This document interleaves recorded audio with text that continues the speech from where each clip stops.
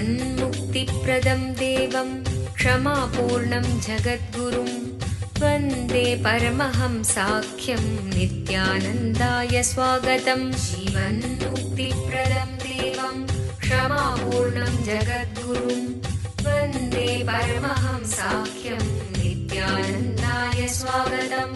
आनन्दानुभवास्वादं सर्वरोगनिवारकं वन्दे पापविनाशक्तं नित्यानन्दाय स्वागतम्।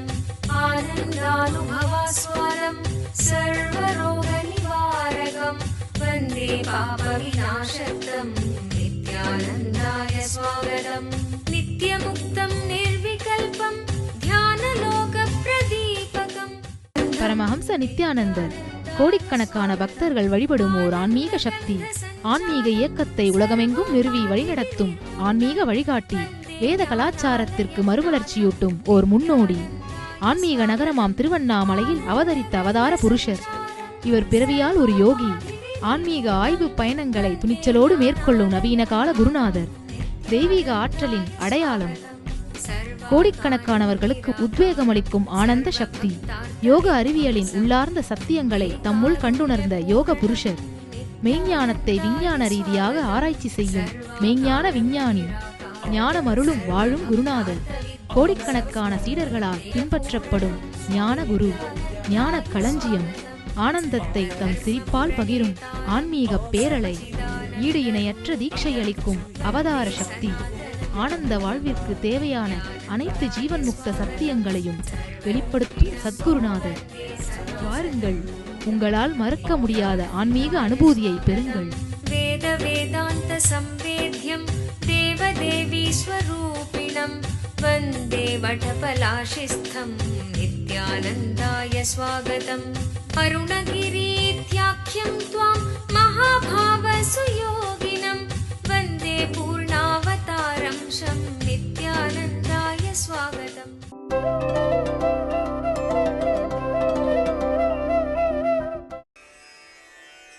न कर्मणामनारम्भान् नैष्कर्म्यपुरुषोऽश्नुते न च सन्न्यसनादेव सिद्धिं समधिगच्छति। அருமையான சூத்திரம். நகர்மனா மனாரம்பான் நைஷ்கர்மியம் புருஷோன்ஸ்னுதே நச்ச சந்நியாசனாதேவ சித்திம் சமதிகச்சதி. மனிதன் கர்மங்களை செய்ய ஆரம்பிக்காமல் இருப்பதனாலேயே நிஷ்கர்ம நிலையை, கர்மங்களை கடந்த அமைதியை அடைவதில்லை. வெறும் கர்மங்களை துறப்பதாலேயே ஞானத்தை, பூரணத்தன்மையை உணர்வதில்லை.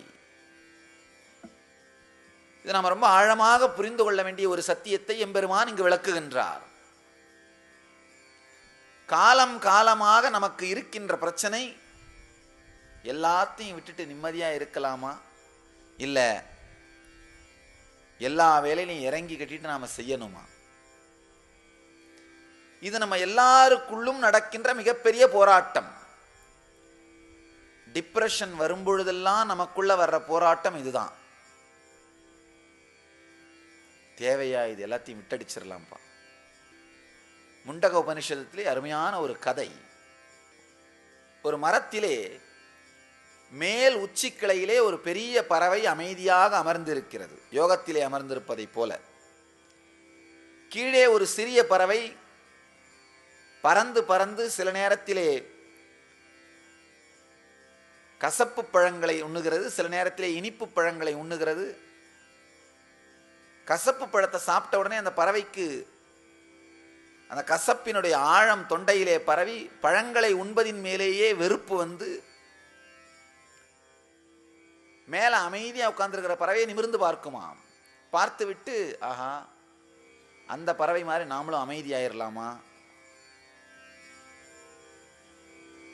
ஏன் இந்த கசப்பு பழங்கள் எல்லாம் நமக்கு? அமைதியா உட்கார்ந்துருந்தா நாமளும் நிம்மதியா இருக்கலாமே. அந்த மேலே இருக்கிற பெரிய பறவையை பார்த்து இந்த பறவை தானும் அமைதியாக இருக்கலாம், எதற்காக இந்த வாழ்க்கையின் கசப்பெல்லாம் நமக்கு? அந்த பறவையை நோக்கி திரும்புமாம். திரும்பவும் வழியில் ஏதாவது ஒரு இனிப்பு பழங்களை சாப்பிட்டு விட்டு அந்த பறவைக்கு உற்சாகம் வந்துடுமா? இல்லை இல்லை, பழங்கள் எல்லாமே தப்பு இல்லை. திரும்பவும் பழங்களை சாப்பிட்டுட்டே இருக்கும். வழியில் திரும்பவும் கசப்பு பழங்களை சாப்பிட்ட உடனே திரும்பவும் அந்த பறவைக்கு மன உளைச்சல். நம்ம வாழ்க்கை பார்த்தீங்கன்னா இந்த இரண்டாவது பறவையை மாதிரி தான். சில நேரத்தில் கசப்பு பழம், சில நேரத்தில் இனிப்பு பழம். கசப்பு பழங்களை சாப்பிடும் பொழுதெல்லாம் இந்த சாப்பிடுகிற வேலையே வேண்டாம் என்று ஒதுக்க வேண்டிய மன அழுத்தம். ஒரு நல்ல நிகழ்வுக்கும் கெட்ட நிகழ்விற்கும் இடையிலே, சுகத்திற்கும் துக்கத்திற்கும் நடுவிலே விளையாடுகின்ற, ஊசலாடுகின்ற மன அமைப்பு நம்முடைய மன அமைப்பு. வாழ்க்கை அமைப்பு நம்முடைய வாழ்க்கை அமைப்பு. மனித வாழ்க்கையில் அதிக அளவு நாம் சந்திக்கின்ற மிகப்பெரிய கேள்வி, இவைகள் எல்லாவற்றின் நடுவிலும் கர்மங்களை செய்வதா அல்லது எல்லாவற்றையும் விட்டுவிட்டு எல்லாவற்றையும் துறந்துவிட்டு அமைதியாக இருப்பதா? நம்ம எல்லோருடைய வாழ்க்கையிலுமே இருக்கின்ற மிகப்பெரிய பிரச்சனை இது. ஏன்னா எப்பொழுதெல்லாம் வாழ்க்கையின் சூழ்நிலைகளாலே, துக்கத்தின் சூழ்நிலைகளாலே நாம் தாக்கப்படுகிறோமோ, அதை நாம் எதிர்கொள்ள வேண்டி இருக்கின்றதோ, அப்பொழுதெல்லாம் ஆமை தன்னுடைய கால்களையும் தலையையும் உள்வாங்குவது போல நம்முடைய உணர்வு இந்த உடலுக்குள்ளே அடங்க துவங்குகிறது. நாம் நினைப்பதும் நடப்பதும் சுகமாக செல்கின்ற வரை வாழ்க்கையில் சுமூகம், பிரச்சனை இல்லை. ஆனால் எப்பொழுதாவது வாழ்க்கை நமக்கு ஆழமான பாடங்களை கொடுக்கும் பொழுது, நாம நினைக்கிற கோணத்தை தாண்டி அது தன்னுடைய வேகத்தை, தன்னுடைய முறையை, தன்னுடைய நிஜத்தை நடத்தும் பொழுது, அப்ப நமக்கு உருவாகிற மன அழுத்தமும் மன உளைச்சலும் வாழ்க்கையை பற்றி நாம் வைத்திருக்கின்ற எல்லா கருத்துக்களையுமே மீண்டும் ஒரு முறை ஆழ்ந்து சிந்திப்பதற்கு தூண்டுகின்றது. துக்கம் வரும்பொழுதுதான் வாழ்க்கையை பற்றி நாம் வைத்திருக்கின்ற கருத்துக்களை மீண்டும் ஆழ்ந்து சிந்திக்க துவங்குகின்றோம். அப்ப நமக்கு ஏற்படுற மிகப்பெரிய பிரச்சனை, மிகப்பெரிய கேள்வி, இந்த வேலையெல்லாம் தேவையா? எதுக்காக இதெல்லாம் செஞ்சிட்டு இருக்கிறோம்? நீங்கள் எந்த துறை சார்ந்தவராக இருந்தாலும், எந்த வேலையை செய்பவராக இருந்தாலும், உங்களுக்குள் மீண்டும் மீண்டும் எழுகின்ற கேள்வி, இவ்வளோ எல்லாம் செஞ்சு நான் என்ன பண்ண போறேன்? கடைசியில் எதுக்காக இதெல்லாம் செஞ்சிட்டு இருக்கிறேன்? இந்த கேள்வி நம்ம எல்லாருக்குள்ளுமே எழுவது. சாதாரண ஒரு விவசாயியாக இருந்தாலும், குடிமகனாக இருந்தாலும், அல்லது அரசியல் செய்கின்ற கோமகனாக இருந்தாலும், எல்லோருக்குமே ஏன் இதை நான் செய்ய வேண்டும்?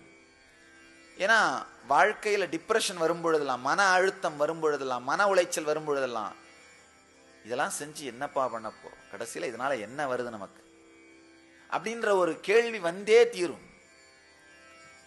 ஏன்னா இதுக்கெல்லாம் சென்சிட்டிவா இருக்கிறவங்க அந்த கேள்வி எழும்பொழுது அதுக்கு பதில் கண்டுபிடிக்க முயற்சி பண்றார்கள். சில நேரத்தில் இந்த கேள்விகளுக்கே இன்சென்சிட்டிவா நம்ம போயிடுறோம். இந்த கேள்வி எழுகின்ற அளவுக்கு கூட நம்முடைய குரல்களை நாம் கேட்பதில்லை. மற்றவர்கள் நம் மீது திணித்த குரல்களை வைத்துக்கொண்டே வாழுகின்றோம். மற்றவர்கள் நம் மீது திணித்த ஆயிரக்கணக்கான குரல்கள் இருக்கு. வாழ்க்கைன்னா இதுதான், வாழ்க்கை இப்படித்தான் போகணும், இப்படி போனாத்தான் வெற்றி, அப்படின்னலாம் ஆயிரக்கணக்கான குரல்கள் நம் மீது திணிக்கப்பட்டிருக்கின்றது. இந்த குரல்களை நம்பியே வாழ்ந்து விடுகிறோம். அந்த குரல்கள் அடங்கவில்லைன்னா நமக்கு உள்ள இருக்கிற குரல்கள், நமக்குள்ள இருக்கிற நம்முடைய சொந்த குரல் நமக்கே கேட்பதில்லை. பெரும்பாலான நேரத்தில் மற்றவர்கள் நம் மீது திணித்த குரல்களையே நாமும் மற்றவர்கள் மீது திணித்துக் கொண்டிருக்கிறோம்.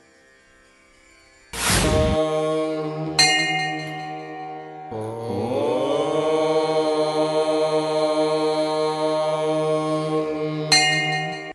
சாதிக்க விரும்புகிறேன் அப்படிங்கிற தெளிவை அடைந்து அதன் மூலமாக செயலை செய்பவர்கள் சத்வகுணத்தோடு இருப்பவர்கள்.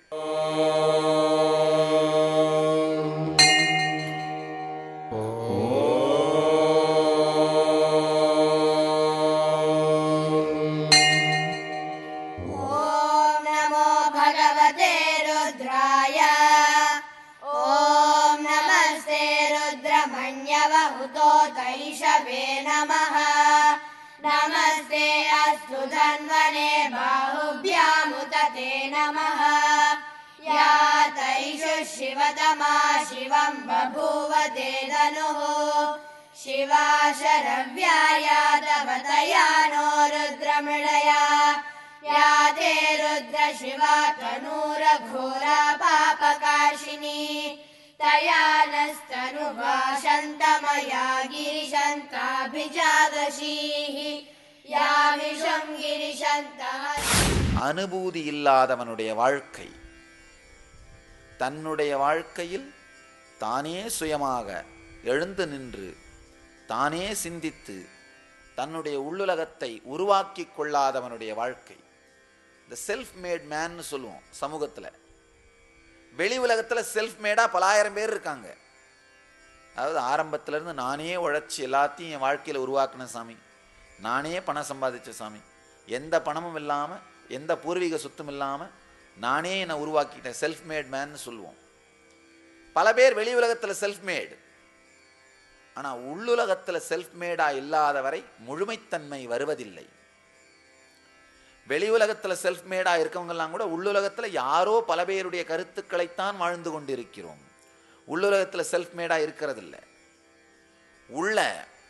உள்ளுலகத்திலே செல்ஃப் மேடா தனக்கென்று ஒரு தெளிவை, தனக்கென்று ஒரு முறையை, தனக்கென்று ஒரு முழுமையை வகுத்து கொண்டவன் தான் மனிதன். நம்ம எல்லாருக்குள்ளேயுமே சென்சிட்டிவிட்டி, தன்னை சுற்றி இருக்கின்ற எல்லாவற்றையும் நோக்கிய ஒரு மென்மைத்தன்மை வரும்பொழுதுதான் இந்த கேள்விகள்லாம் வரும். இதெல்லாம் பண்ணி என்ன பண்ண போறேன், ஏன் இதையெல்லாம் செய்து கொண்டிருக்கிறேன்? அடிப்படையான கேள்விகள், ஆதாரமான கேள்விகள். இந்த கேள்வி வரும்பொழுது சில பேருக்கு அதாவது பரபரப்பையே அடிப்படையாக வைத்து வாழுகின்ற மனிதர்கள், அந்த மாதிரியான மனிதர்களுக்கு இந்த கேள்வியினுடைய ஆழம் அடியாழம் வரை உரைப்பதில்லை. மனிதர்கள் 3 விதமா பிரிக்கலாம். மந்தத்தன்மை, அதாவது இந்த அளவுக்கு எதை பற்றியும் யோசிக்காமலேயே வாழ்ந்துடுறவங்க, அதுதான் இன்சென்சிட்டிவ்னு சொல்றேன். இந்தியாவிலே 25% மேற்பட்ட மக்கள் அவர்களுடைய மாநிலத்தை, அவர்கள் பிறந்த இடத்தை விட்டு வேறெங்கும் செல்லாமலேயே பிறந்ததிலிருந்து இறந்து விடுகிறார்கள். அப்படின்னா எதை பற்றியுமே பார்க்கறதில்ல, யோசிக்கிறதில்ல. அந்த சில ஊர்களே வாழ்க்கை, அவங்களுடைய மொத்த உலகமே அந்த சில ஊர்கள் தான். பிறந்து அந்த சில ஊர்களில் இருந்துட்டு மிஞ்சி போனால் சில மாவட்டங்கள் வாழ்ந்துட்டு இறந்து போயிடுறது. இதுவும் ஒரு விதமான இன்சென்சிட்டிவ் தான். நம்முடைய வாழ்க்கையிலும் நம்ம பல நேரத்தில் இன்சென்சிட்டிவாக இருப்போம். ஒன்றுமில்லை, பிறப்போம், கொஞ்சம் பணம் சம்பாதிக்கிறது, ஒரு கல்யாணம் பண்ணிக்கிறது, ஒரு குடும்பத்தையும் கொஞ்சம் உறவுகளையும் உருவாக்குறது, செத்து போயிடுறது, வேற ஒன்றும் கிடையாது. மொத்தமாக உங்கள் வாழ்க்கையை ஒரு தராசில் வச்சு, ஒரு பக்கம் தட்டில் வச்சு, இன்னொரு தட்டில் ஒரு குடும்பம் கொஞ்சம் பணத்தை வச்சோன்னா சரியாக போயிடுச்சு, அவ்வளவுதான், வேற ஒன்றும் கிடையாது. இன்சென்சிட்டிவ், இதை தாண்டி எதையுமே யோசிக்காமல் இருத்தல், இதுவே உலகம் என்றும் இதுவே எல்லாம் என்றும் நினைத்து வாழ்ந்து விடுவது, இதுதான் மந்தத்தன்மை உடைய மக்கள்னு சொல்றது. அதுக்கே வாழ்க்கை சரியா போயிருது சாமி பெரும்பாலானவர்கள் சொல்றது. மந்தத்தன்மை தமோகுணமுடைய மக்கள். அதுக்கடுத்து ரஜோகுணம், பரபரப்பினாலேயே வாழ்வது. இந்த பல்லும் நகமும் எப்பொழுதும் அரிச்சுக்கிட்டே இருக்கிற உணர்வோடு வாழ்பவர்கள் பரபர பரபரபரன் வாழ்வார்கள். பல் நுனியும் நகத்தின் நுனியும் எப்பவும் அரிக்கிற மாதிரியே இருக்கும் அவங்களுக்கு. ரஜோகுணத்தை சார்ந்து வாழ்பவர்கள். தனக்குள் தன்னால் அமைதியோடு அமர முடியாத மக்கள். இந்த பரபரப்புடையவர்கள் வாழ்க்கையில் இந்த மாதிரி கேள்விகள் வரும்பொழுது, ஏன் இதை செய்து கொண்டிருக்கிறேன், என்ன சாதிக்கப் போகின்றேன், இந்த மாதிரி ஆழமான கேள்விகள் போது என்ன பண்ணுவாங்க, அந்த கேள்விக்கெல்லாம் இப்ப நேரம் இல்லை, சம்பாதிச்சாகணும். வெளி உலக சக்சஸ், பேர் புகழ் வந்தாகணும், வெளி உலக வெற்றி இது நடந்தாகணும் அப்படிங்கிற வேகத்திற்காக இந்த கேள்விகளை அடக்கி அடக்கி வைப்பவர்கள் ரஜோகுணத்தோடு வாழ்பவர்கள். இதை தாண்டி இந்த கேள்வியை தனக்குள்ளேயே ஆழ்ந்து பரிசோதித்து உண்மையிலேயே ஏன் வாழ்கிறேன், இதையெல்லாம் செய்வதன் மூலம் என்ன சாதிக்க விரும்புகிறேன் அப்படிங்கிற தெளிவை அடைந்து அதன் மூலமாக செயலை செய்பவர்கள் சத்வகுணத்தோடு இருப்பவர்கள். ஆழ்ந்து புரிஞ்சுக்குங்க, தெளிவோடு செயலை செய்பவர்கள் டயர்டாகிறதில்லை, டிப்ரெஸ் ஆகிறதில்லை, மன உளைச்சலுக்கு ஆளாகிறதில்லை, பாதியிலேயே எடுத்த வேலையை விட்டு விடுவதில்லை. இப்போ ரஜோகுணத்தோடு இருக்கவங்களையும் பாதியிலேயே எடுத்த வேலையை விடமாட்டார்கள், செஞ்சே தீர்வதும் செய்வார்கள் அவங்களுடைய இந்த வரட்டு கௌரவத்தால். ஆனால் பிரச்சனை என்னன்னா, செஞ்சு முடிக்கும் பொழுது மனசுக்குள்ள ஏகப்பட்ட அழுத்தமும் உளைச்சலும் உண்டாயிட்டு இருக்கும், டிப்ரெஷனுக்கு ரெடி ஆகிட்டு இருப்பாங்க. மன உளைச்சல், மன அழுத்தம். ஏன் செய்கிறோம், எதற்காக செய்கின்றோங்கிற ஆழமான தெளிவை உருவாக்கி கொண்டு செயல்படுகின்ற அமைப்புடையது நம்முடைய இந்திய சமுதாயம். அதாவது ஆன்மீக சத்தியங்களை அடிப்படையாக வைத்து வாழுகின்ற உடல் மனம் நம்முடைய இந்திய சமுதாயம். பெரிய கொடுமை என்னன்னா, கடந்த 50-60 ஆண்டுகளாக இந்த ஏன் செய்கின்றோம், எதற்காக செய்கின்றோம்ங்கிற ஜீவன் முக்த சத்தியங்கள், உள்ளுலகம் சார்ந்த சத்தியங்கள் நம்முடைய வாழ்க்கையின் பாகமாக இல்லாமல் போனதாலே நாம் இப்போ 2 விதமான மக்களை ஃபேஸ் பண்ணுறோம். ஒன்று, எதுவுமே செய்யாமல் சும்மா இருந்துடுற சோம்பேறிங்க. இல்லை, ஏன் எதுக்காக அப்படிங்கிற அந்த ஆன்மீக சத்தியங்கள் புரியலினாலும் செய்து மன உளைச்சலையும் மன அழுத்தத்தையும் ஏற்படுத்தி கொண்டு 40-50 வயதுகளுக்குள்ளாகவே இதய நோய்க்கு ஆளாகி மாரடைப்பால் மரணமடைகின்ற மக்கள். நல்லா தெரிஞ்சுங்க, உலகம் முழுவதும் மிக அதிக அளவிலே ஹிருதய நோயிலும் மாரடைப்பினாலும் பாதிக்கப்படுபவர்கள் இந்தியர்கள்.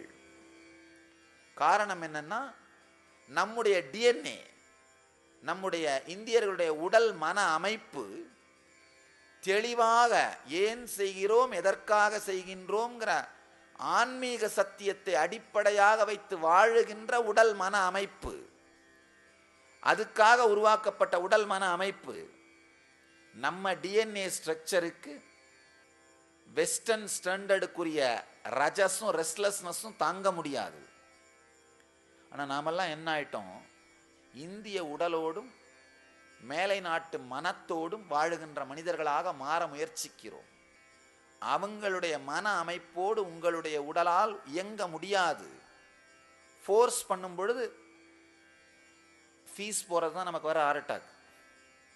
அளவுக்கு மீறி ஃபோர்ஸ் பண்ணிக்கிட்டே இருக்கும்போது என்ன ஆகுது, உலகத்தில் ஒரு ஆவரேஜ் மனிதரை விட 300% அதிக, 3 மடங்கு அதிகமாக, 300%, 3 மடங்கு அதிகமாக இந்தியர்கள் இதய நோயாலும் மாரடைப்பு வியாதியினாலும் அவஸ்தைப்படுகிறார்கள்.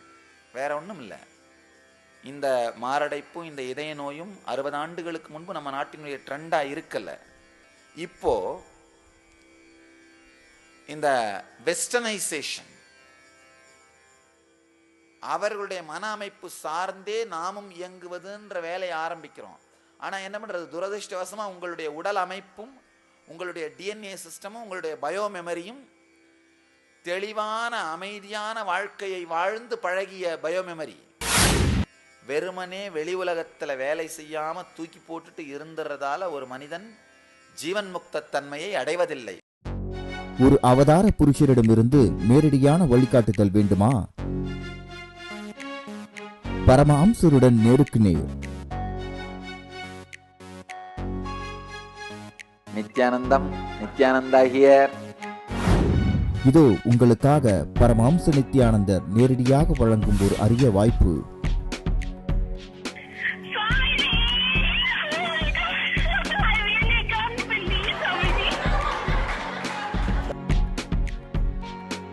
இருங்க எங்கேயோ பார்த்த ஞாபகம்.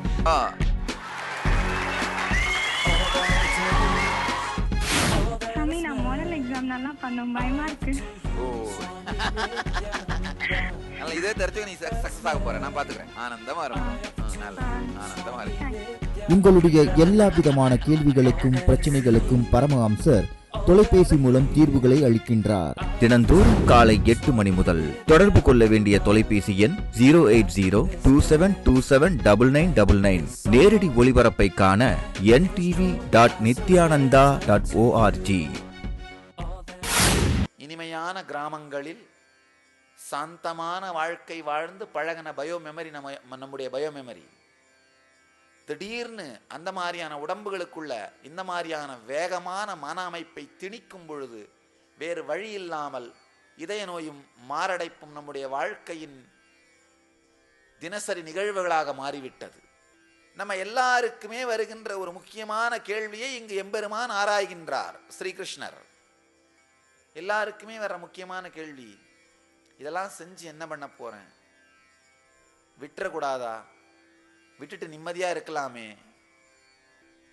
கிருஷ்ணன் மிக தெளிவாக சொல்லுகின்றார், நகர்மனாம் அனாரம்பான் நைஷ்கர்மியம் புருஷோஸ்னுதே நச்ச சந்நியாசனாதேவ சித்திம் சமதிகச்சதி. கர்மங்களை செய்ய ஆரம்பிக்காமல் இருப்பதனாலேயே நிஷ்கர்ம நிலையை மனிதன் அடைவதில்லை. அப்படின்னா என்ன அர்த்தம்னா, வெறுமனே வெளி உலகத்துல வேலை செய்யாம தூக்கி போட்டுட்டு இருந்துறதால ஒரு மனிதன் ஜீவன் முக்த தன்மையை அடைவதில்லை, மிக உயர்ந்த உணர்வு நிலையை அடைவதில்லை. பெரும்பாலான நேரத்தில் வெளியில வேலை செய்யாம இருக்க பார்த்தீங்கன்னா உள்ள ஏகப்பட்ட வேதனையோடும் கொந்தளிப்போடும் இருப்பார்கள். வேலை செய்து சாதித்தவர்களை பற்றி அளவில்லாத பொறாமையினாலே வெந்து கொண்டிருப்பார்கள். சில பேருக்கு அளவுக்கு மீறி வேலை செய்யறதால ஹார்ட் அட்டாக் வரும். இப்ப நான் சொன்ன மாதிரி காரணம் தெரியாமலே வேகமாக மன அழுத்தம் மன உளைச்சல் இருந்தாலும் தன்னை பற்றி ஒன்றும் இல்லை, மன அழுத்தமும் மன உளைச்சலும் போறதுக்கு ஒரு எளிமையான வழி என்னன்னா, நாம் செய்கின்ற செயலை பற்றிய மிக தெளிவான தார்மீகமான அண்டர்ஸ்டாண்டிங்கை நமக்கே எடுத்துட்டு வந்துடுறது. தார்மீகமான அண்டர்ஸ்டாண்டிங் நமக்கு இருக்குமானால் காலையில எந்திரிச்சு நாம ஓடுகிற எல்லா ஓட்டத்திற்கும் தேவையான சக்தி நமக்குள்ளே பொங்கும். நாம செய்கிற செயல்களுடைய போக்கு, விளைவு, முறை இவைகளை பற்றி நமக்கே கன்வின்ஸ் ஆகாம இருக்கும் பொழுதுதான் மன உளைச்சலும் மன அழுத்தமும் உருவாக துவங்குகிறது. ஒரு விதம் முறையாக தெரியாததனாலே நாம் தான் செய்கிற செயல்களுடைய தன்மை, குணம், அதனுடைய விளைவு இதை பற்றிய சத்தியங்கள் தெளிவாகாததனாலே மன அழுத்தத்தையும் மன உளைச்சலையும் உருவாக்கி கொண்டு துக்கத்தை அடைபவர்கள். அது ஒரு புறம். இன்னொரு புறம் தான் எதையும் செய்யாமல் இருப்பது மட்டுமல்லாமல் மற்றவர்கள் செய்வதை பார்த்து அடைவதை பார்த்து வெளியிலிருந்து பார்த்து பொறாமையாலே கொந்தளித்து துக்கத்தில் ஆழ்ந்து ஒழிவது. கிருஷ்ணன் இந்த இரண்டாவது தர மக்களை பற்றி இங்கு சொல்லுகிறார். வெறுமனே வேலை செய்யாமல் இருப்பதனால் ஆழ்ந்த அமைதியும் ஜீவன் முக்தியும் துக்கத்தை தாண்டிய வாழ்க்கை முறையும் அமைவதில்லை. அதனால ஒன்றும் நடந்துராது. அதே மாதிரி தான் செய்கின்ற செயல்களை பற்றி தனக்கே செயல்கள், அதனுடைய விளைவு, அதனுடைய முறை இதை பற்றி தனக்கே ஒரு தெளிவில்லாமல் செயல்களை செய்கின்றவனும் நிம்மதியாக இருப்பதில்லை, அமைதியை அடைவதில்லை. சில பேர் என்கிட்ட வந்து கேட்கறது உண்டு, சாமி நல்லவங்கள்லாம் ரொம்ப கஷ்டப்படுற மாதிரி இருக்கு, கெட்டவங்கள்லாம் நல்லா இருக்கிற மாதிரி இருக்கே சாமி. நான் சொல்றது உண்டு, நல்லா இருக்கிறாங்க கஷ்டப்படுறாங்கன்ற வார்த்தையை ஆழ்ந்து புரிந்து கொள்ள வேண்டும். வெறுமனே ஏதோ ஒரு சொத்தோ சுகமோ இருப்பதனால், வெளி உலக வெற்றி கிடைத்து விட்டதனால் அவர்கள் நல்லா இருக்காங்கன்னு சொல்ல முடியாது. இல்லை அது கிடைக்கலன்றதுனால அவங்க துக்கத்தில் இருக்காங்கன்னு சொல்ல முடியாது. நல்லா இருக்காங்க நல்லா இல்லைங்கிறது வாழுகின்ற தன்மையை சார்ந்தது. செய்கின்ற செயல், தன்மை, அதன் விளைவு, இது மூன்றை பற்றிய தெளிவும் இல்லாமல் வாழுகின்ற மனிதனுக்கு தனியா பனிஷ்மெண்ட் வேணாம். அவனுடைய இயற்கையினாலேயே அவன் மன உளைச்சலில் தான் இருப்பான். மன அழுத்தத்தில் தான் வாழ்வான். அவருக்கு செத்தப்புறம் நரகம் வேண்டாம், வாழும் பொழுதே நரகத்தில் தான் அவர் வாழ்ந்துட்டு இருப்பார். அந்த தெளிவில்லாத மனிதனுக்கு தானாகவே துக்கம்தான் வாழ்க்கை முறையாக இருக்கும். அவரை பார்த்து நீங்க பொறாமையெல்லாம் படாதீங்க, அவரை பார்த்து பரிதாபப்படுங்க. அவரை பார்த்து நீங்க செய்ய வேண்டியது பரிதாபப்படுவது, பொறாமை அல்ல. அதே மாதிரி வேலை செய்யாமலே இருந்து விடுகின்றவனுக்கும் அமைதி வந்து விடுவதில்லை. அமைதி எப்ப யாருக்கு வரும்? கிருஷ்ணன் அழகா சொல்றாரு, செயல்களை துறப்பவன் ஞானத்தை அடைவதில்லை. எல்லாத்தையும் விட்டுட்டு வெறுமனே சும்மா இருக்கிறவன் ஞானத்தை அடைவதில்லை. எல்லாத்தையும் விட்டுட்டு வெறுமனே சும்மா இருக்கிறவன் அமைதித்தன்மை அடைவதில்லை. வேணா மந்தத்தன்மையை அடையலாம். மந்தத்தன்மை வேறு, அமைதித்தன்மை வேறு. வாழ்க்கையினுடைய ஒரு ஜீவாதாரமான அடிப்படை பிரச்சனையை கிருஷ்ணர் இங்கு அலசி ஆராய்கின்றார். இந்த ஸ்லோகத்திலே அடிப்படையா நம்ம எல்லாருக்குமே வர்ற பிரச்சனை, எல்லாருக்குமே இந்த பிரச்சனை ஒரு தரமாவது வாழ்க்கையில வந்தாகணும். இதெல்லாம் செஞ்சு என்ன பண்ண போறேன்? விட்டடிச்சுட்டு நிம்மதியா இருந்துடலாமா? இது நம்ம எல்லாருடைய வாழ்க்கையிலும் திருப்பு முனையா இருக்கும். அந்த கேள்வி வரும் பொழுது நமக்கு 3 ரோடு சாய்ஸ் இருக்கும். ஒன்று, இல்லை பணம் வேணும், புகழ் வேணும், இல்லை வெளி உலக சுகம் வேணும், செஞ்சு தான் ஆகணும்னு அந்த கேள்வியே அழுத்திட்டு வேலை செய்கிறது. அந்த ரோடு எங்கே போய் முடியும்னா ஹார்ட் அட்டாக்ல, மன அழுத்தம், மன உளைச்சல்ன்ற இடத்துல போய் அது முடியும். அதில் போய் அந்த ஊர் வழியாக போய் ஹார்ட் அட்டாக்ன்ற இடத்துல முடிஞ்சிடும். இது இந்த ரோடு. இன்னொரு ரோடு போஸ்ட்போன் பண்ணுறது. இதெல்லாம் இப்போ யோசிச்சு என்னப்பா பண்ண போகிறோம், விடப்பா. மந்தத்தன்மையிலேயே காலத்தை கழிப்பது. அந்த ரோடு என்ன பண்ணுன்னா அப்படியே மந்தமாக வாழ்ந்துட்டு, நடைபெணமாக வாழ்ந்துட்டு, எதையோ செஞ்சுட்டு, தனக்குள் எதையுமே சாதிக்காமல் வாழ்ந்தோங்கிற திருப்தி இல்லாமல் செத்து போகிறது மிருக வாழ்க்கை. இந்த பாதை அதில் போகும். 3வது முக்கியமான பாதை தான் செய்கின்ற செயல், அதன் நோக்கம், அதன் பக்க விளைவு, அதன் முறை, இவைகளை பற்றிய தெளிவை ஏற்படுத்தி கொண்டு அந்த தெளிவினாலே பிறக்கின்ற உற்சாகத்தினால், சக்தியினாலே இயங்குவது. இதுதான் 3வது பாதை. இது வெளி உலக வெற்றி, உள்ளுலக ஜீவன் முக்தி அப்படிங்கிற இடத்துல போய் முடியும். ஒரு நண்பர் ஒருத்தர்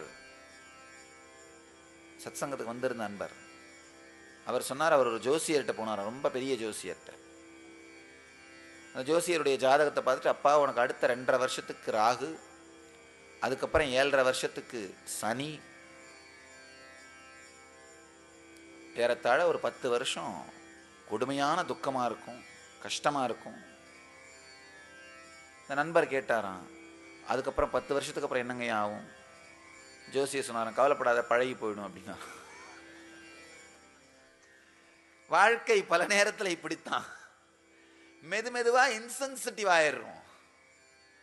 மெதுவாக நமக்குள்ள எழுகின்ற கேள்விகளுக்கும் நமக்குள்ள எழுகின்ற துக்கங்களுக்கும் இன்சென்சிட்டிவ் ஆயிடுறோம். அது மட்டும் இல்லாமல் பெரிய பிரச்சனை என்னன்னா, நமக்குள்ள இருக்கிற மன உளைச்சலுக்கும் மன அழுத்தத்துக்கும் இன்சென்சிட்டிவ் ஆயிட்டோம்னா நம்மளை சுற்றி இருக்கவங்களுடைய மன உளைச்சல், மன துக்கத்துக்கும் இன்சென்சிட்டிவ் ஆயிரும். அதை பற்றியும் கவலைப்படுறதில்லை. நமக்கு என்ன ஆகணுமோ அது நடந்தா போதும், ஒன்றும் அதை பற்றி கவலைப்படவே வேண்டியதில்லை. சினிமா தியேட்டரில் ஒரு கணவனும் மனைவியும் இடைவேளை நேரத்தில் எந்திரிச்சு வெளியில் போகிறார்கள். இடைவேளை விட்டு திரும்பி வரும் பொழுது அந்த ரோல லாஸ்ட்டில் உட்கார்ந்துருந்த ஒரு நபரை பார்த்து அந்த கணவன் கேட்குறாரு, போகும்போது உங்கள் காலை நான் மெரிச்சிட்டேனா தவறி அப்படின்னு. அந்த மனுஷர் பயங்கர கோவமா, ஆமாயா என் காலை தான் மெரிச்சிட்டு போனார். ஒருவேளை இந்த கேட்டவர் மன்னிப்பு கேட்பாரோன்னு நினச்சிட்டு ரொம்ப வேகமாக சொன்னார், என் காலை தான் மெரிச்சிட்டு போனேன் அப்படின்னு. இந்த கணவர் மனைவி பக்கம் திரும்பி, இதான் நம்ம ரோவாமா உள்ள போகலாம் அப்படின்னாராம். ஒரு மனிதனுடைய துக்கம் தன்னுடைய ரோ இதுதான் கண்டுபிடிக்கிற அளவுக்குத்தான் உபயோகமாகின்றது. இன்சென்சிட்டிவ் ஆயிடுறோம். பல நேரத்தில் வாழ்க்கையில் நம்முடைய துக்கத்துக்கு இன்சென்சிட்டிவ் ஆகிற மாதிரியே மற்றவங்களுடைய துக்கத்துக்கு இன்சென்சிட்டிவ் ஆயிடுறோம். காரணம், இதை பற்றி ஆழ்ந்த அறிவு இல்லாதது. எம்பெருமான் மிக தெளிவா சொல்றாரு, கர்மத்தை செய்யாமல் விடுவதனால், வேலையை செய்யாமல் விடுவதனால் மனிதன் பூரணத்தன்மையை அடைவதில்லை. ஏன்னா நம்முடைய அடிப்படையான உடல் அமைப்பிலேயே மன அமைப்பிலேயே இயங்குவதற்கான சக்தி அமைக்கப்பட்டிருக்கிறது. நம்முடைய இன்னேட் இன்டெலிஜென்ஸால, நம்முடைய வெரி டிஎன்ஏ பில்டப்பாலேயே நாம் இயங்குவதற்கான மெக்கானிசமாக தான் பில்டப் ஆகிருக்கும். நமக்குள்ள இருக்கிற 100% இன்டெலிஜென்ஸில் நம்முடைய முழுமையான, அது நம்முடைய உடல் மனம் இதெல்லாம் சேர்ந்தது 100%ன்னா அதில் 33% மந்தத்தன்மை, 33% வேகமாக இயங்கும் தன்மை, 33% அமைதித்தன்மை. இதில் முழுமையாக 100% மந்தத்தன்மையிலையும் இருந்துட முடியாது, 100% இயங்கும் தன்மையிலையும் இருந்துட முடியாது, 100% சாந்தத்தன்மையிலையும் இருந்துட முடியாது. நாம் அதிகபட்சமாக என்ன பண்ண முடியும்னா, அந்தந்த தன்மை மேல் வரும் பொழுது ஆழ்ந்த அமைதியோடு அதோடு இணைந்து இயங்குவது. இப்போ மந்தத்தன்மை மேல் வரும் பொழுது அது கூட இணைந்து கோஆப்ரேட் பண்ணாமல், இல்லை இப்படிலாம் இருந்தால் வாழ்க்கை வீணா போயிடும் அப்படின்னு பரபரப்பு தன்மையை உருவாக்கினீங்கன்னா அது துக்கமாக டிப்ரெஷனாக மாறிடும். இல்லை வேலை செய்யணுன்ற உணர்வு மேலே வரும்போது அது கூட கோஆப்ரேட் பண்ணாமல் சும்மா இருக்கலாம்னு உங்களை கட்டுப்படுத்துனீங்கன்னா சோம்பல்தனமாக மாறிடும். இல்லை சாந்தத்தன்மை மேலே வரும்பொழுது, என்ன இவ்வளோ அமைதியாக நான் இருக்கேன், இப்படியே இருந்தேன்னா என்ன ஆகிறது, என்னவோ ஒரு மாதிரி வெறுமையாக இருக்கே அப்படின்னு அதையும் கம்ப்ளைண்ட் பண்ணிட்டு இருந்தீங்கன்னா திரும்பவும் டிப்ரெஷனாக மாறும். உண்மையில் பார்த்தீங்கன்னா நமக்குள்ளே எழுகின்ற 3 தன்மைகளையும் நாம் இனிமையாக எதிர்கொள்ளாமல் மாறி மாறி அதனோடு விளையாடும் பொழுது வருவது தான் துக்கம். நம்ம எல்லாருக்குள்ளேயுமே இந்த 3 தன்மையுமே வரும். அதோட நாம மாறி மாறி முறை தெரியாத விளையாடும் பொழுது வருவது தான் துக்கம். எப்படி வாழ்க்கையை எதிர்கொள்வது? இங்க கிருஷ்ணன் சொல்றாரு, வேலைகளை எல்லாம் விட்டுவிட்டு சும்மா இருப்பதனாலே ஜீவன் முக்தத்தன்மை அடையப்படுவதில்லை, அமைதி வருவதில்லைன்னு சொல்றாரு. அப்போ எப்படி வரும்? எதுதான் தீர்வு? அடுத்த ஸ்லோகத்திலே அருமையாக இந்த சத்தியத்தை ஆராய்கின்றார் ஸ்ரீகிருஷ்ணர். அடுத்த ஸ்லோகம்.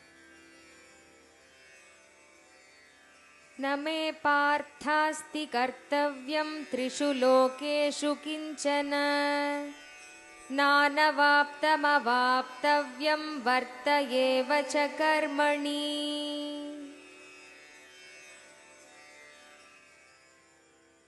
மிக அருமையான சத்தியத்தை எம்பெருமான் இங்கு சொல்லுகின்றார். நமே பார்த்தாஸ்தி கர்த்தவ்யம் த்ரிஷு லோகேஷு கிஞ்சன நானவாப்தம் அவாப்தவ்யம் வர்த்த ஏவ ச கர்மணி. தன்னையே உதாரணமாக வைத்து ஸ்ரீகிருஷ்ணன் தன்னுடைய வாழ்க்கையே உதாரணமாக வைத்து அர்ஜுனனுக்கு ஒரு சத்தியத்தை சொல்லுகின்றான். அர்ஜுனா, இந்த மூவுலகங்களிலும் எனக்கு செய்ய வேண்டிய கடமை ஒன்றுமே இல்லை, அடைய வேண்டியது எதுவும் என்னால் அடையப்படாமலும் இல்லை, ஆயினும் கூட கர்மத்திலே தான் முழுமையாக ஈடுபட்டுள்ளேன். போன சூத்திரத்தில் சொல்றார், வேலை செய்யாமல் இருப்பதனாலே ஜீவன் முக்தத்தன்மை அடையப்படுவதில்லை, அதனால் வாழ்க்கை முழுமை அடைவதில்லை. அந்த சத்தியத்தை சொன்ன பிறகு இங்க சொல்றார், தன்னையே உதாரணமாக அர்ஜுனனுக்கு விளக்குகின்றார். கிருஷ்ணன் சொல்றாரு, அருமையான இந்த சத்தியத்துக்கு தன்னையே உதாரணமாக சொல்றார். சில நேரத்தில் வார்த்தையாலே சொல்லிக் கொடுக்கும் பொழுது சீடர்கள் கேட்பதற்கு தயாராக இல்லை, வாழ்க்கையினால் சொல்லும் பொழுதுதான் கேட்பதற்கு தயாராக இருக்கிறார்கள். ராமகிருஷ்ணன் சொல்ற ஒரு அருமையான ஒரு கதை. ஒரு தாய் தன்னுடைய குழந்தையை ஒரு மருத்துவர்கிட்ட அழைச்சிட்டு போறாங்க. அந்த தாயுடைய கம்ப்ளைண்ட் என்னன்னா, மருத்துவர்கிட்ட, ஐயா, இந்த என்னுடைய மகன் அளவுக்கு மீறி இனிப்பு சாப்பிட்றான், நீங்கள் கொஞ்சம் அட்வைஸ் பண்ணி அந்த அளவுக்கு மீறி இனிப்பு சாப்பிட்றத நிறுத்துங்க. அந்த மருத்துவர் சொல்கிறார், அப்பா அம்மா அடுத்த வாரம் அழைச்சிட்டு வாங்க, நான் அட்வைஸ் பண்ணுறேன், இப்போ என்னால் முடியலன்னு சொல்லி அனுப்பிடுறார். ஒரு வாரம் கழித்து அந்த தாய் தன்னுடைய மகனை திரும்ப அழைத்து வந்தார். அந்த மருத்துவர் அந்த சிறுவனை கூப்பிட்டு, அப்பா அதிக சுகம் இனிப்பு சாப்பிடாத, அது உடம்புக்கு நல்லதில்லை அப்படின்னு அட்வைஸ் பண்ணுறார். அந்த அம்மாவுக்கு ரொம்ப மகிழ்ச்சி. ஆனால் ஒரு ஆச்சரியம், ஒரு கேள்வி, இதே நீங்கள் போன வாரமே சொல்லியிருக்கூடாது, ஒரு வாரம் கழிச்சு ஏன் வர சொன்னீங்க? அந்த மருத்துவர் சொன்னாராம், நானே அதிக இனிப்பு சாப்பிட்ற பழக்கம் இருக்கிறவன், எனக்கே அந்த பழக்கம் இருக்கும்போது நான் சொன்னால் இவனால் கேட்க முடியாது. ஒரு வாரம் இனிப்பு சாப்பிடாம நான் இருந்து தவம் பண்ணி பழகினேன், இதுக்கப்புறம் நான் சொன்னேன்னா இவனால் எடுத்துக்க முடியும். வார்த்தையால் மட்டுமல்லாமல் வாழ்க்கையாலே சத்தியத்தை சொல்லுதல். வார்த்தைகளால் சொல்லப்படுகின்ற சத்தியங்களும் வார்த்தைகளால் கேட்கப்பட்டு மறக்கப்பட்டு விடும்.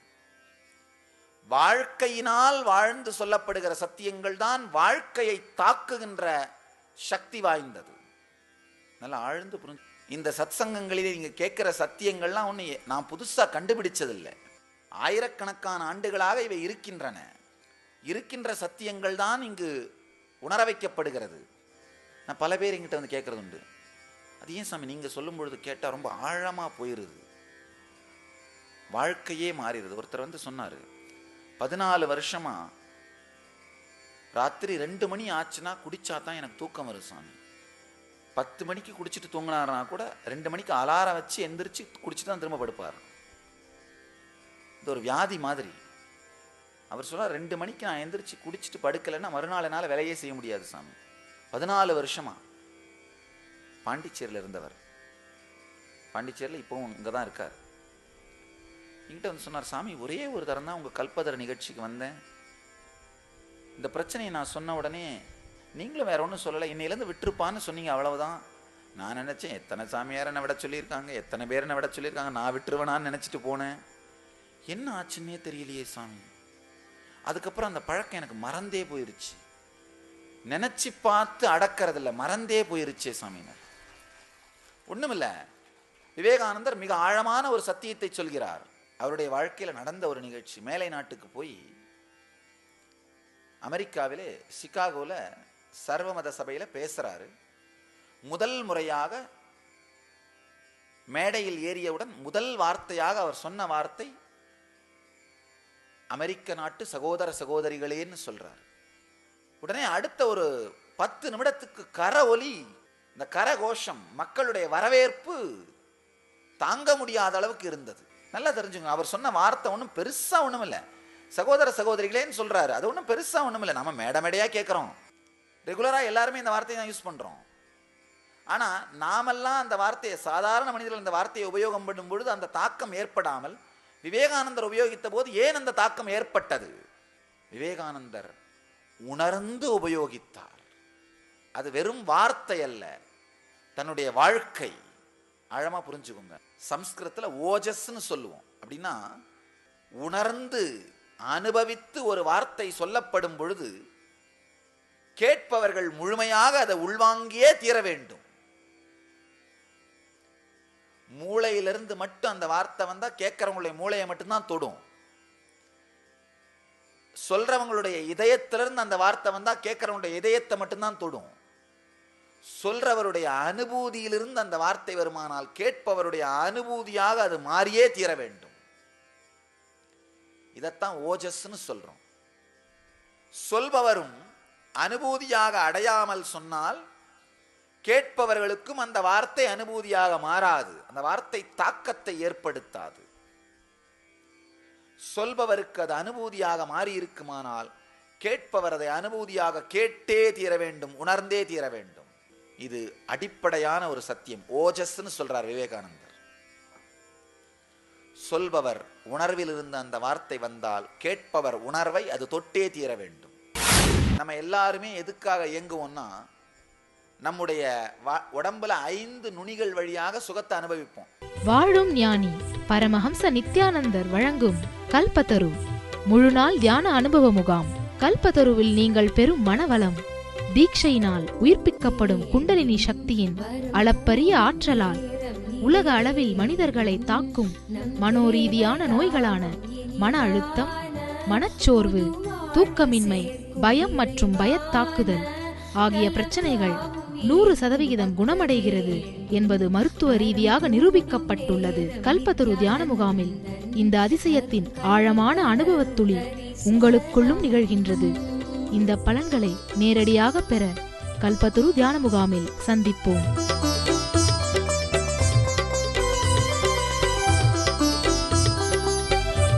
மேலும் விவரங்களுக்கு நித்யானந்த தியான பீடம், நித்யானந்தபுரி, கிரிவலப்பாதை, திருவண்ணாமலை. தொலைபேசி எண்கள் 7200003311, 7200003322, www.nityananda.org. ஓஜஸ், அதாவது பேசும் பொழுதே உங்களுக்குள்ள எண்ண ஓட்டம் பேச்சுன்னு பாதி பாதியா நீங்க இருந்தீங்கன்னா நீங்களும் பாதியா பேசுவீங்க, கேட்கறவங்களும் பாதியா கேட்பாங்க. ஆனா சொல்லும் பொழுது நீங்கள் முழுமையான அனுபூதியோட சொன்னா கேட்கும் பொழுது அவர்கள் முழுமையாக கேட்டே தீர வேண்டும். இந்த மாதிரிதான் ஒரு பெரிய ஒரு மேடை பிரச்சாரகர் மேடையில் ஏறி நீங்க எல்லோரும் என்னுடைய சகோதர சகோதரிகள் அப்படின்னாராம். அங்க உட்கார்ந்திருந்த ஒரு நபர், இவர் அரைகுறையா பேசுறாரு, கேட்கறவன் அரைகுறையா தானே கேட்பாங்க. உட்கார்ந்திருந்த நபர் சொல்றாராம், அப்போ உங்க சொத்துல பாதி கொடுங்க அப்படின்னாராம், உங்க சொத்துல பங்கு கொடுங்க அப்படின்னாராம். இந்த பேசினவர் கொஞ்சம் புத்திசாலி, ஒரு 10 பைசா காயின் எடுத்து கொடுத்தாராம், இந்தப்பா உன் பங்கு அப்படின்னு. அந்த கேட்டவர் கேட்டார், என்னப்பா வெறும் 10 பைசா கொடுத்துட்டு சொத்துல பங்கு கொடுத்தேன்னு சொல்றியே அப்படின்னு கேட்டாராம். இவர் சொன்னாரா, எனக்கு இவ்வளோ சகோதர சகோதரிகள் எல்லாரும் கொடுக்க வேண்டாமா அப்படின்னாராம். வெறும் ஒரு சமூக வழக்காக இந்த வார்த்தைகள் மாறிவிட்டன. ஆனா விவேகானந்தர் சொல்லும் பொழுது அதை உண்மையிலேயே உணர்ந்து சொன்னதனால், அனுபூதியிலிருந்து அந்த வார்த்தை வந்ததனால் அமெரிக்காவே குலுங்கியது. வெறும் 2 வார்த்தைகளால் ஒரு நாட்டையே வென்றுவிட்டு வந்தார். ஒரு நாட்டையே ஸ்பிரிச்சுவல் எக்ஸ்பீரியன்ஸ்குள்ள போட்டு வந்திருக்கார் விவேகானந்தர். தன்னுடைய வாழ்க்கையிலிருந்து சொல்லப்படும் பொழுது அந்த சத்தியம் நேரடியாக உள் செல்லுகின்றது. அதைத்தான் இங்க கிருஷ்ணன் அர்ஜுனனுக்கு சொல்லுகின்றார். வார்த்தையாலே சொல்லி சொல்லி பார்த்தார். சொல்லும் பொழுதே கிருஷ்ணனுக்கு தெரிஞ்சிருக்கு அர்ஜுனன் கண்ணில் இன்னும் சந்தேகம் இருக்குன்னு.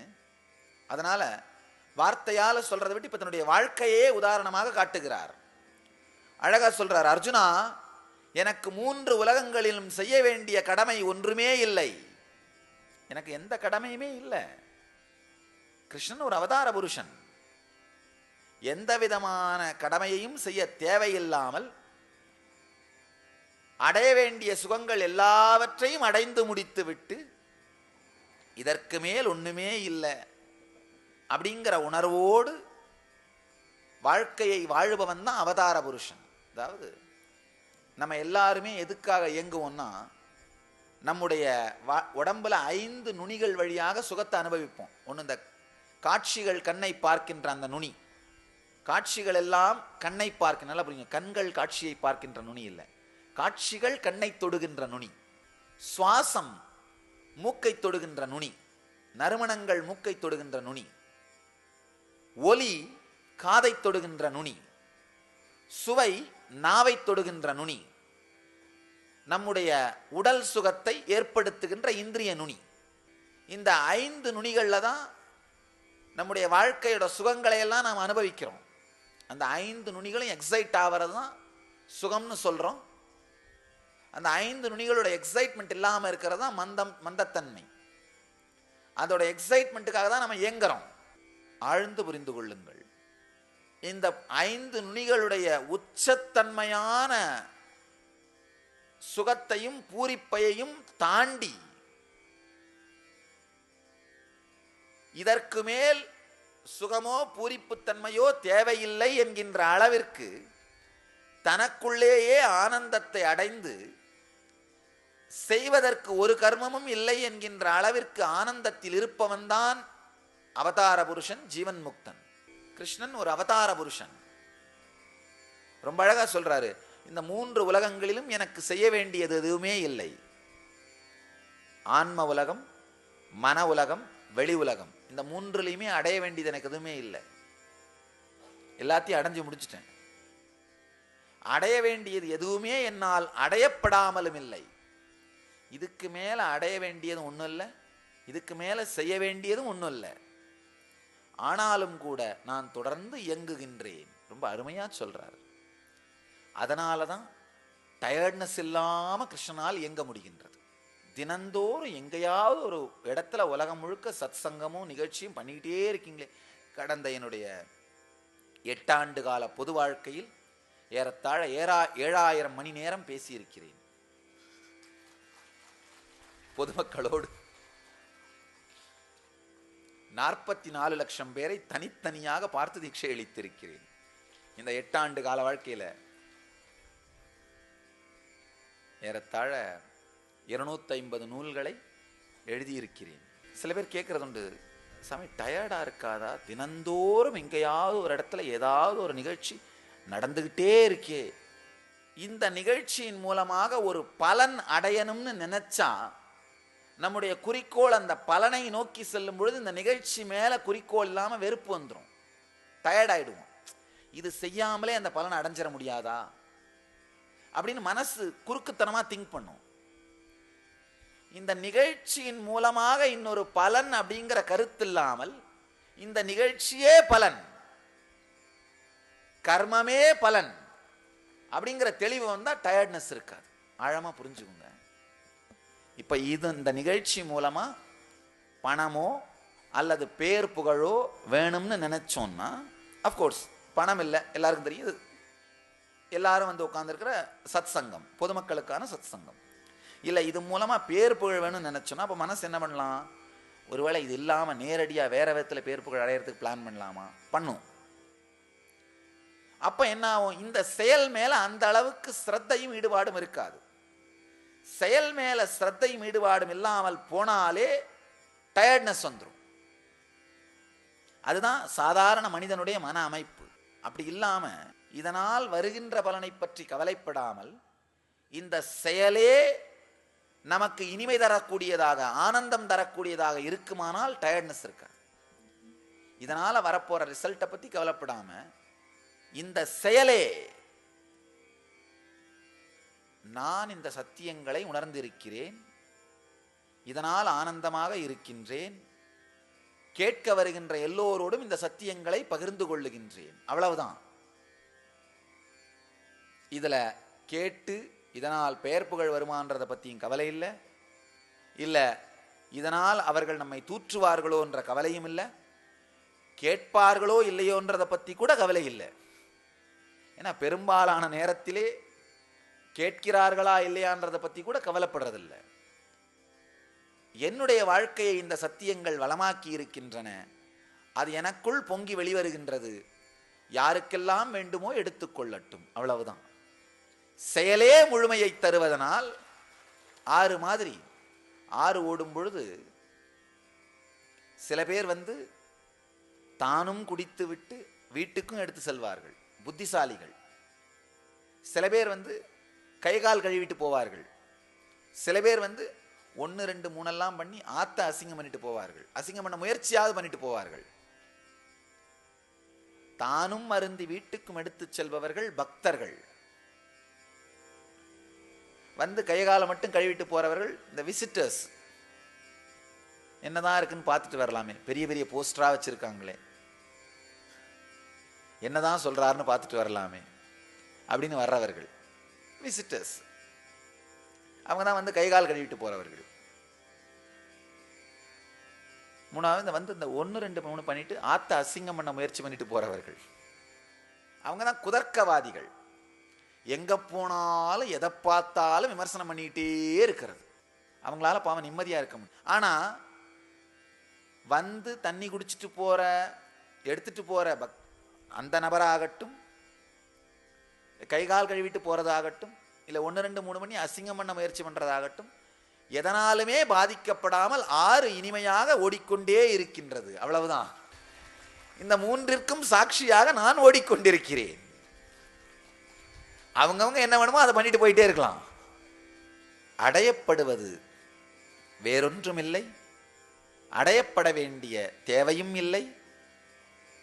அதனால் எந்த விதமான டயர்ட்னஸும் இல்லாமல் கர்மம் தொடர்ந்து நடந்து கொண்டே இருக்கின்றது. கிருஷ்ணன் தன்னுடைய வாழ்க்கையே உதாரணமா சொல்றார். உண்மை என்னன்னா, இது ஆழமான ஒரு சத்தியம். நமக்குள்ள 3 சக்தி இருக்கு. இச்சாசக்தி, கிரியாசக்தி, ஞானசக்தி. இச்சாசக்தினா செயலை செய்யணுன்ற அந்த ஆசை, கிரியாசக்தினா செய்கின்ற வேகம், செய்கின்ற தன்மை. இந்த செயலை செய்யணுங்கிற அந்த இச்சாசக்தி தெளிவா இருக்குமானா எவ்வளோ கிரியாசக்தியா அது வெளிப்பட்டாலும் டயர்ட்னஸ் வராது. நம்முடைய குறிக்கோளும் செய்ய வேண்டிய நோக்கமும் தெளிவா மாறிடுச்சுன்னா டயர்ட்னஸ் வரவே முடியாது. உங்களுக்கெல்லாம் நல்ல ஒரு ஆழமான இந்த சத்தியம், உள்வாங்கிக் கொள்ள வேண்டிய சத்தியம் நல்லா புரிஞ்சுக்கோங்க. உங்க வாழ்க்கையில டயர்ட்னஸ் இருக்குன்னாலே எங்கேயோ ஒரு பெரிய பிரச்சனையை நீங்க ஒளிச்சு வச்சுட்டு இருக்கீங்க. ஒரு பெரிய பிரச்சனையை ஒளிச்சு வச்சுட்டு இருக்கீங்க. எந்த விதமான சங்கடங்களும் இல்லாமல் உங்களுடைய குறிக்கோளை பற்றியும் உங்களுடைய வாழ்க்கையின் போக்கை பற்றியும் தெளிவாக இருப்பீர்களானால் டயர்ட்னஸே இருக்க முடியாது. கிருஷ்ணன் அதை தான் சொல்றாரு. மூலகங்களிலும் எனக்கு செய்ய வேண்டியது ஒன்றுமில்லை, அடையப்பட வேண்டியது ஒன்றுமில்லை, ஆயினும் கூட நான் செய்து கொண்டே இருக்கின்றேன். அதாவது ரெண்டு விதமா வேலை செய்ய முடியும். பந்தத்தாலே செயல் செய்வது, சுதந்திரத்தாலே செயல் செய்வது. பந்தத்தாலே செய்வதுனா என்னன்னா ஆசை அச்சத்தை அடிப்படையா வச்சு செய்யறது. ஐயோ இதை அடைஞ்சாகணுமே அப்படின்ற ஆசை, ஐயோ இல்லைன்னா இது என்னை விட்டு போயிடுமே அப்படிங்கிற அச்சம். இதை அடிப்படையாக வைத்து செயல்களை செய்தால் நீங்கள் சாதாரண பந்த ஜீவன். என்னைக்குமே துக்கம் உங்களை விட்டு போகாது. ஆசையையும் அச்சத்தையும் அடிப்படையா வச்சு நீங்க வேலை செஞ்சா நீங்கள் அடிமைகள், ஆசைக்கும் அச்சத்துக்கும். சுதந்திரமானவர்கள் நீங்க வேணா நீங்க நினைச்சிட்டு சொல்லிட்டு போயிட்டு இருக்கலாம். அது நீங்க இருக்கிற ரூமோட சாவி உங்க கையில இருக்கிறதாலேயே நீங்க சுதந்திரமானவர் அர்த்தம் கிடையாது. அந்த சாவி உங்க கையில இல்லைன்னா ஜெயில இருக்கிறதா நினைக்கிறோம். சாவி உங்க கையில இருந்தா சுதந்திரமானவர் நினைக்கிறோம். அது சுதந்திரத்திற்கான லட்சணம் அல்ல. உங்களை இயக்குகின்ற சக்தி ஆசை அச்சமா அல்லது சுதந்திரமான பூரணத்தன்மையா? ஆசை அச்சத்தை அடிப்படையாக வைத்து இயங்குகின்றீர்கள் என்றால் அது அடிமைத்தன்மைதான். எல்லோரையும் நித்யானந்தத்தில் நிறைந்து, நித்யானந்தத்தில் மலர்ந்து, நித்யானந்தத்தில் கரைந்து, நித்யானந்தமாகிட ஆசீர்வதிக்கின்றேன். நன்றி. ஆனந்தமாக இருங்கள். நித்யானந்த தியானபீடம், நித்யானந்தபுரி, ஆஃப் மைசூர் ரோடு, விடுதி, பெங்களூர். 9742203311 08027202084.